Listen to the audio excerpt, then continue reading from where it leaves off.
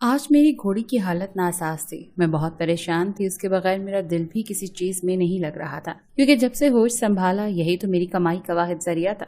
یہ ٹھیک نہ رہی تو میں کیا کروں گی؟ میں اس کا اپنی جان سے بھی زیادہ خیال رکھتی تھی اور اس کے ہی بلبوتے پر کئی ہزار کما لیا کرتی تھی۔ ارد گرد کے لوگ میری اس کمائی سے بہت جلتے تھے اور میں سمجھتی تھی کہ یہ لوگوں کی ہائے ہے جو میری گھوڑی کو لگ گئی۔ میں اس کی بہتری کے لیے سرگرداں تھی، مگر وہ تھی کہ روز بروز بگڑتی جا رہی تھی۔ مجھے جس نے جو مشورہ دیا میں اپنی گھوڑی پر اسی کے مطابق عمل کرنے لگی، مگر پھر بھی کچھ خاص بہتری نہ دکھی۔ میں پریشان تھی کہ کسی ڈاکٹر وغیرہ کے پاس کیسے جاؤں۔ میں نے ہر ممکن کوشش کر ڈالی کہ یہ گھریلو ٹوٹکوں سے ہی ٹھیک ہو جائے، مگر کافی دن کے بعد بالآخر مجھے واحد راستہ یہی دکھائی دے رہا تھا کہ بہنوئی سے مدد مانگوں۔ اب اور کوئی دوسرا راستہ نہیں بچا تھا، مگر میں بہت شرم محسوس کر رہی تھی کہ بہنوئی سے اپنی گھوڑی کا علاج کیسے کرواؤں گی۔ خیر میں نے کافی سوچ بچار اور ہمت کر کے بہنوئی کو کال ملا دی اور جھجکتے جھجکتے اس سے کہہ ہی دیا کہ میری گھوڑی کی حالت کافی خراب ہے۔ میں نے ہر ممکن نسخوں سے علاج کرنا چاہا، مگر بہتری کی سبیل نہ رہی۔ تبھی مدد کے لیے آپ کو فون کیا، مگر وہ خود کو بڑی چیز سمجھتا تھا، اور کیوں نہ سمجھتا۔ دور دور سے لوگ اس سے اپنے جانوروں کا علاج کروانے آتے تھے۔ کہنے لگا ابھی تو وہ بے حد مصروف ہے، جو ہی فراغت ملتی ہے وہ چکر لگا کر دیکھ لے گا۔ میں نے کہا کہ ٹھیک ہے، میں انتظار کر رہی ہوں۔ یہ کہہ کر میں نے فون بند کر دیا اور بے صبری سے بہنوئی کا انتظار کرنے لگی۔ میں چارپائی پر بیٹھی تھی، انتظار کرتے کرتے تھکن محسوس کی تو کمر سیدھی کرنے کو لیٹ گئی، مگر اتنے دنوں کی بے چینی اور بے آرامی کے باعث کب آنکھ لگی مجھے پتہ ہی نہ چلا۔ اف خدایا، میں اس حالت میں کیسے سو گئی؟ میں نے جلدی سے اپنی گھوڑی کو ٹٹولا تو میرا نام سبین ہے، میں لاہور کے ایک چھوٹے سے دیہی علاقے کی رہنے والی ہوں۔ میں نے غریب گھرانے میں آنکھ کھولی تھی تو اکثر فاقوں سے رات کاٹنی پڑ جاتی۔ یہ سب دیکھ کر میں صبر برداشت کرنا نہ سیکھی، بلکہ لاشعوری طور پر ہی ہر وہ راستہ تھامنے کی سوچ نے مجھ پر قبضہ کر لیا جس کے باعث کمائی شروع کی جا سکے۔ جب 4-5 سال کی ہوئی تو کچھ الگ ہی بات میرے سامنے آئی۔ وہ یہ تھی کہ ہم اتنے غریب نہ تھے، بس اماں کی نااہلی کے باعث نوبت فاقوں تک جا پہنچتی تھی۔ میری ماں پیسہ ملنے پر مرغ مسلم کھانے کے شوق پورے کرتی اور جب پیسے ختم ہو جاتے تو بالکل سوکھی روٹی کے لیے بھی کچھ نہ بچتا۔ اسی وجہ سے یہ حالات دیکھنے کو ملتے تھے، مگر میں اب بھی یہی سوچ رہی تھی کہ ہر حال میں پیسے کمانا چاہیے۔ خیر اس طرح روکھے پھیکے دن گزر ہی رہے تھے۔ جب میں 10 سال کی تھی تو بابا ہمیں چھوڑ کر چلے گئے۔ میں تو بری طرح ٹوٹ چکی تھی۔ میں بابا کے ہی زیادہ قریب تھی، ہر وقت ان کے ارد گرد منڈلاتی رہتی، انہی سے اپنی فرمائشیں پوری کرواتی اور روز شام کو ان کے لوٹنے پر سارے دن کی رودات انہیں سناتی اور خوش ہو جاتی تھی۔ اب بابا ہی نہ رہے تھے تو کس سے کہتی؟ میں یہ سب کچھ کس سے اٹھواتی؟ لاڈ ماں تو پہلے ہی مجھ پر خاص توجہ نہیں دیتی تھی، بس اچھے دنوں میں کھا کھا کر مزے کرتی رہتی اور ہاتھ تنگ ہوتا تو ہر وقت لڑتی جھگڑتی رہتی یا محلے میں سیر سپاٹے کرنے نکل کھڑی ہوتی۔ ایسے میں اماں کا تو اول روز سے ہونا نہ ہونا میرے لیے برابر ہی تھا، مگر بابا ہی میرا سب کچھ تھے، ماں باپ دوست ہمراہ سب کچھ۔ اب وہ نہ رہے تو میں ہر وقت روتی رہتی اور انہیں یاد کرتی رہتی۔ 1 سال روتے دھوتے گزر گیا۔ گھر اپنا تھا اور کمانے کا وسیلہ نہ تھا۔ اماں عیش پرست تھی، ہاتھ ہلا کر روزی روٹی کی فکر میں کچھ کرنا نہیں چاہتی تھی، تو گھر پر ہی پڑی رہتی۔ کبھی کہیں سے کچھ ملنے لگتا تو کھا لیتی اور کبھی ایسے ہی پڑی رہتی، مگر میں اتنی کم عمری میں ہی ذمہ داریوں کو ڈھونے کی کوشش میں لگ گئی۔ کبھی کبھار کسی کے ہاں کوئی تقریب ہوتی تو وہاں چلی جاتی اور ان کے کام کر دیا کرتی اور فارغ ہو کر تھوڑا بہت معاوضہ لیتی اور کچھ نہ کچھ خرید کر گھر پہنچ جاتی، کبھی دال چاول، کبھی آٹا تو کبھی چینی نمک اور کالی چائے۔ یوں کچھ دن تو اسی پر گزارا ہو جاتا، مگر پھر وہی فاقے۔ پھر ایک دن گھر میں مستقل کام کرنے کی پیشکش ملی تو میں نے جھٹ سے حامی بھر لی اور باقاعدگی سے کام پر جانے لگی اور شروع کے 2 سے 3 مہینے کے لیے ہفتہ وار پیسے لینا طے پایا۔ اس طرح گھر میں کم سے کم روز کھانا بننے لگا اور میں بھی مطمئن ہو گئی۔ 3 سال مزید اسی طرح گزر گئے، سب کچھ ٹھیک سے چل رہا تھا، مگر پھر اماں بیمار رہنے لگی۔ میں پریشان ہو گئی کہ اب کام پر جاؤں یا اماں کے پاس رک کر ان کی تیمارداری کروں۔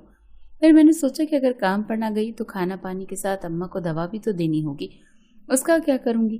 یوں میں کام پر جاتی رہی اور رات کو واپس لوٹ کر ماں کے خدمت میں جت جاتی، مگر زیادہ دن نہ گزرے تھے کہ ایک روز میں اماں کو دوا دے کر کام پر چلی گئی، مگر سپہر کو واپس لوٹی تو گھر کے دروازے پر رش لگا دیکھ کر ٹھٹک گئی۔ دل سہم گیا تھا، الہی خیر جانے کیا ہو رہا تھا۔ دماغ میں گڑبڑ ہوتی سوچوں کو لیے گھر کی طرف تیز تیز قدم اٹھانے لگی۔ اندر پہنچی تو دل دھک سے رہ گیا۔ आंखों में नमी तेजी से फैलने लगी। दिल गहरे सदमे में जा चुका था। मेरी माँ मेरे साथ ऐसा कैसे कर सकती है? बाबा के बाद वो इकलौता सहारा थी जिसके बल पर मैं मजबूत दिखने की कोशिश करती और बेधड़क काम पर जाती रहती। सौदा सल्फ लेने दुकान पर भी चली जाती, मगर अम्मा ने मुझे अकेला कर डाला। मुझे पहले ही इतना बोझ ढोने के लिए अकेला छोड़ दिया था। क्या वो काफ़ी ना था कि अब मुझे बेयारो मददगार छोड़कर जाना ही बाकी रह गया था? ये क्या कर दिया अम्मा ने? मैं रोई जा रही थी और दिल ही दिल में अम्मा से मुखातिब थी। लोग वहीं मेरे सर पर सवार खड़े अपने अपने दिमाग के मुताबिक बोले जा रहे थे।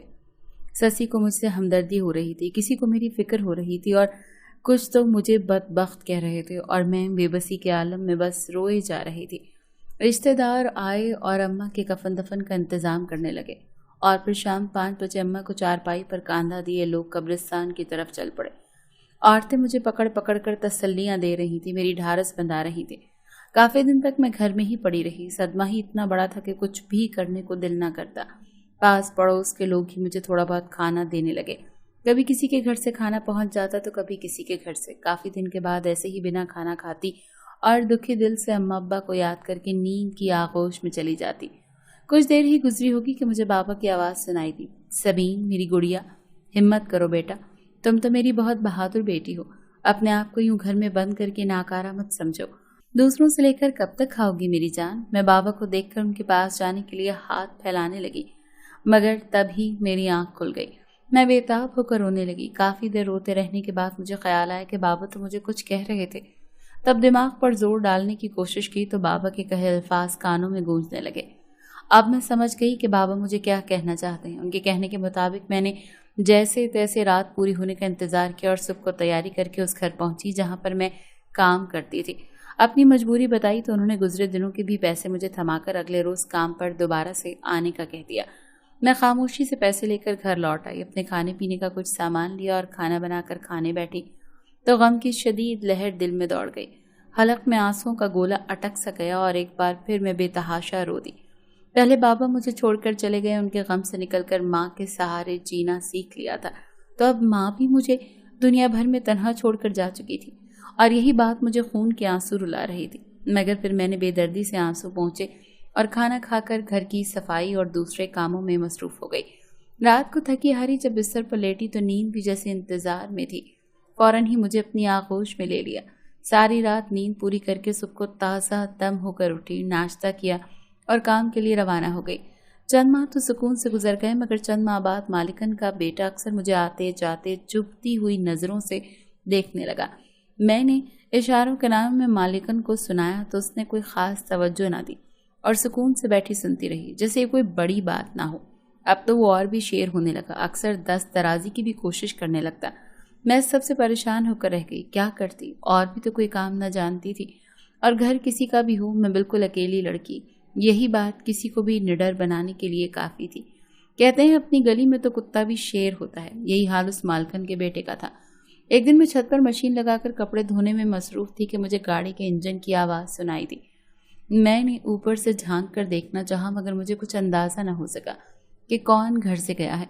मैं वापस फिर से काम में लग गई कि ज़रूरी कोई मर्द ही गया होगा, मगर ये मेरी गलत फहमी साबित हुई। कपड़े धोकर मैं नीचे उतरी तो घर पर कोई न था। सिर्फ वही शख्स कमीनी सी मुस्कुराहट चेहरे पर सजाए मेरी ही तरफ मायनी खेज नज़रों से देख रहा था।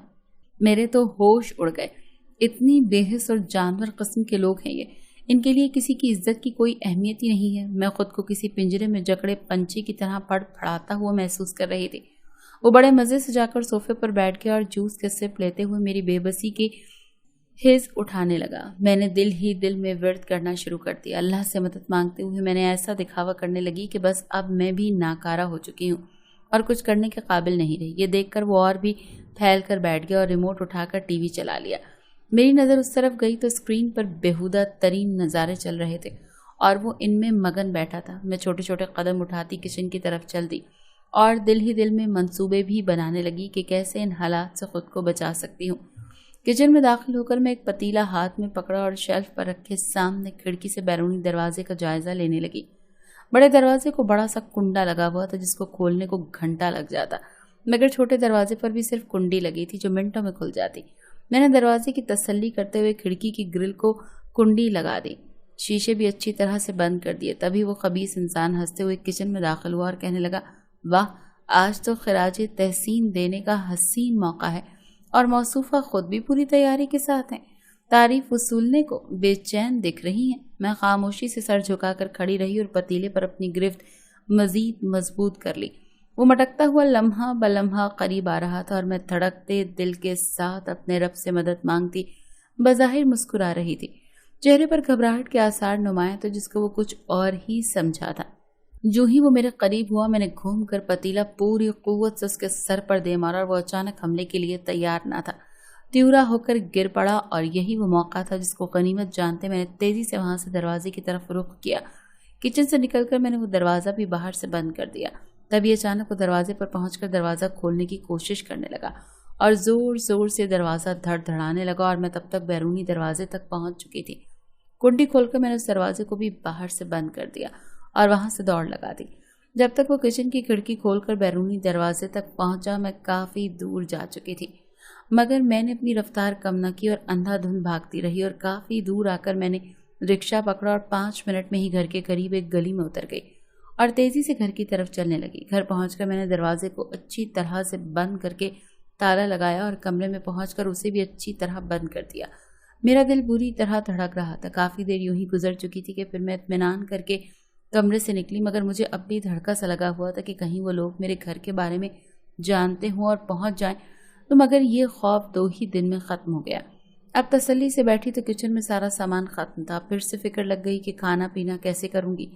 اسی سوچ میں تھی کہ مجھے اپنی گھوڑی کا خیال آیا، مگر میں نے تو سر جھٹک کر کچھ اور ہی سوچنا چاہا، مگر کچھ بھی سجائی نہ دیا۔ یعنی یہی ایک راستہ تھا میرے پاس کہ میں گھر بیٹھے اپنی گھوڑی کو استعمال میں لاؤں اور روزی روٹی کماؤں۔ تبھی میں نے 2 دن مزید سوچا اور پھر اسی نتیجے پر پہنچی کہ اس سے اچھا اور آرام دہ کام اور کوئی نہیں ہوگا۔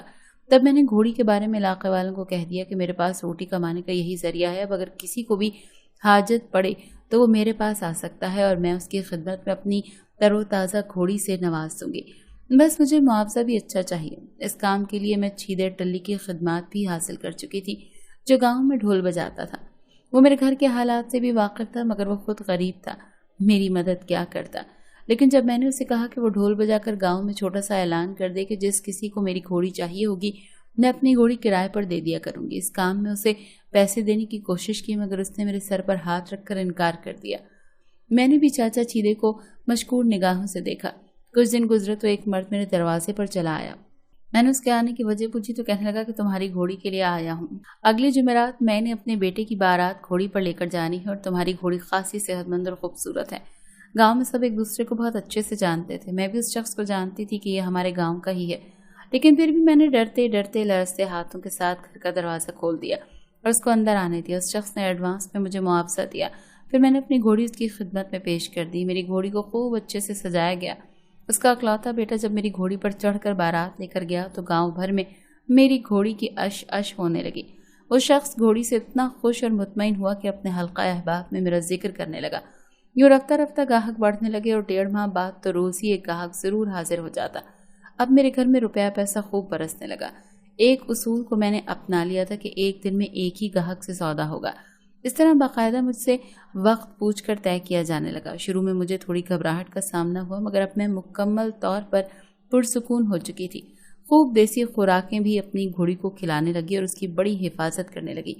یہی میری راحت کا اور روٹی روزی کا ذریعہ تھا۔ 3 سال میں نے خوب پیسہ کما لیا تھا، مگر اب لوگ میری آمدن سے جلن کا شکار ہونے لگے اور ہر وقت مجھے کینہ توز نظروں سے گھورتے، کیونکہ جب کسی کی بارات کا دن ہوتا گھوڑی میرے گھر سے ہی نکلتی اور اونچی چوڑی سفید ریشم کی طرح لمبے بال یہ گھوڑی مجھے ابا کے کسی جاننے والے نے اپنے بہت بڑے فارم ہاؤس سے بطور تحفہ دی تھی۔